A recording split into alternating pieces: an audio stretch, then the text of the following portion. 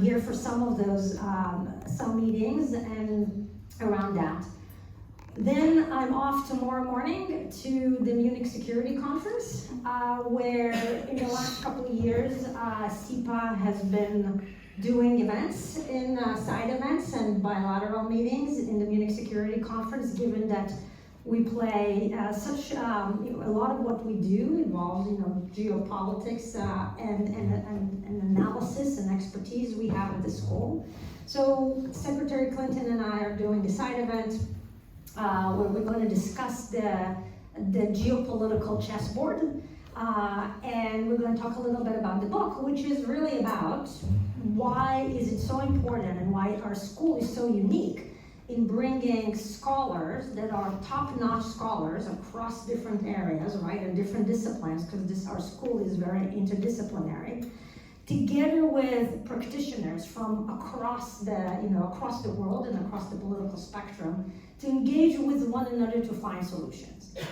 And a place like Munich, they want to hear about it, we engage, and then lots of meetings there, because what we're trying to do is also expand our relationship with the private sector, with the work of different, working with different governments and NGOs. And Munich is a place, it's chaotic. It's all happening though. But it's all happening there, and there's a lot of action, and we're where the action is, and this is why I'm going there. Well, and this is one of the things that I think is really important to get across. If you're someone who isn't on the alumni email list, if you're not, for reasons that are not clear to me, already joining the webcasts that SIPA puts on. How many of you, by the way, are watching or have been watching our They events? are top notch, and something that that I really appreciate as someone who's been doing geopolitics in the private sector.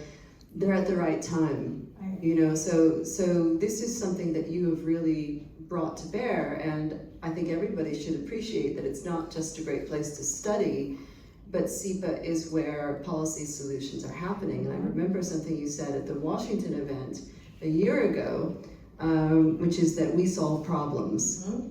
And that, I think, is a huge differentiator in this environment, where there are lots of people who are interested in geopolitics, talking about geopolitics, actually not particularly well equipped to do very much about it. So let's go into what you've been doing at SIPA, at Columbia. We did have a bit of a rough patch.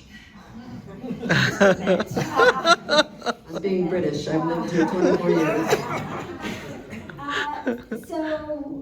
So look, when I became dean, by the way, some of you asked me, I'm not a formal alumna of SIPA, but I don't know if you know, but my story is I did my undergraduate at Columbia. I'm a proud alumna of the School of General Studies. And I was one of those fortunate students at the time who got into the 5-year program, which is this combination that you do the undergrad and SIPA in 5 years. And I was very excited about it, and so my senior year, I took classes at SIPA. So I took Conceptual Foundation, I took with Lisa Anderson, was my dean. But then I did not stay for the 5th year. And the reason is that actually this is relevant to some of the stuff that I'm doing here, is because as an undergraduate, I was first-generation student in my family. I was on full financial aid package from the undergraduate, from GS. But when I moved to SIPA, I was told we don't have money for financial aid in the same way, and I couldn't afford it. So my advisor at the time, Bob Jervis, the legendary Bob Jervis, Bob Jervis, rest in peace, was my mentor and a second father. Hey. He told me if you go and pursue a PhD, you will get the MA for free. So I had no idea, what I was getting myself into when I basically started to do the best decisions come like that. And then I found myself in academia. But that's important because we have to do better on financial aid because we're losing students who cannot afford it, and so that's a big part of what we're doing. But What's been happening at SIPA? Well, when I took over as dean, I told the president then, Lee Bollinger, that we have a responsibility at this moment for a public policy school, given what is happening in the world. If you look at geopolitical competition, AI, we know it's going to disrupt, we don't know in what way exactly, energy, climate policy, democratic backsliding, social policy, you name it. All roads in all those problems lead to what we do at the School of International Public Affairs.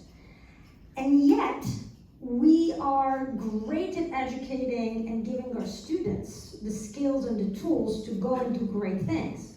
But as an institution, we have to be the place that convenes, that comes up with creative policy solutions. We need to participate and be a part of those conversations.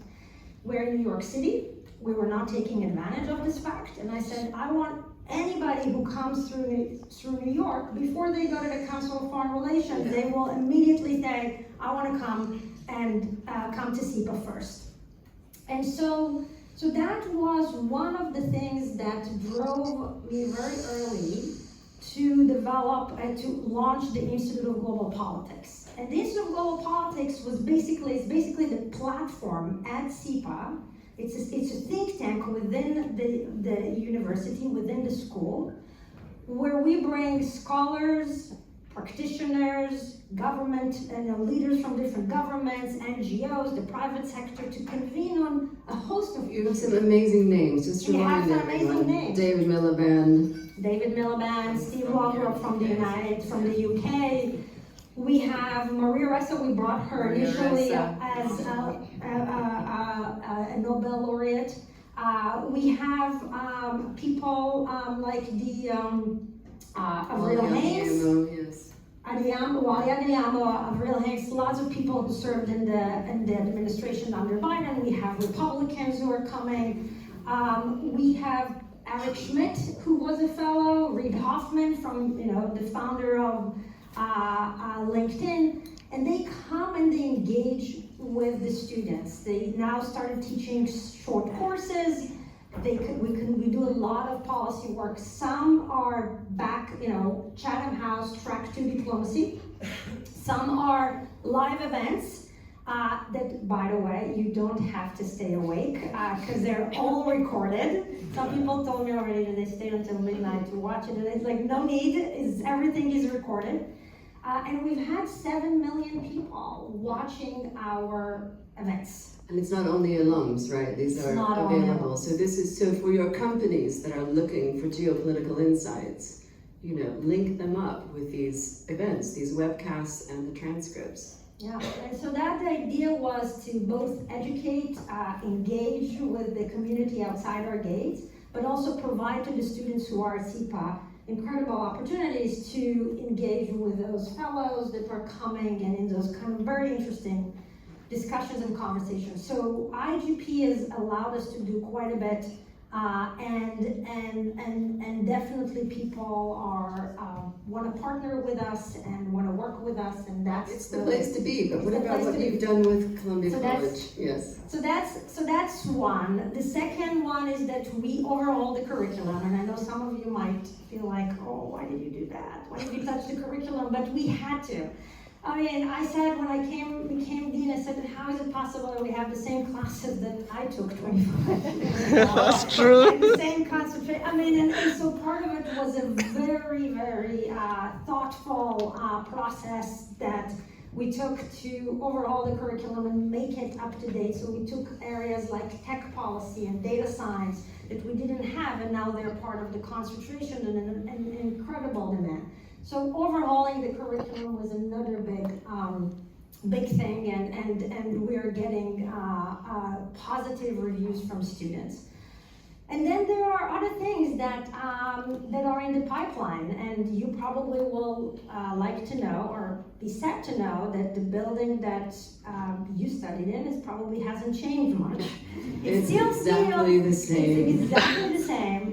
And my line Fewer is that, cigarettes than in 1997. So my line there is that I I say, you know, we teach about the Cold War, we don't have to be Living in a Cold War building. It feels like a KGB headquarters.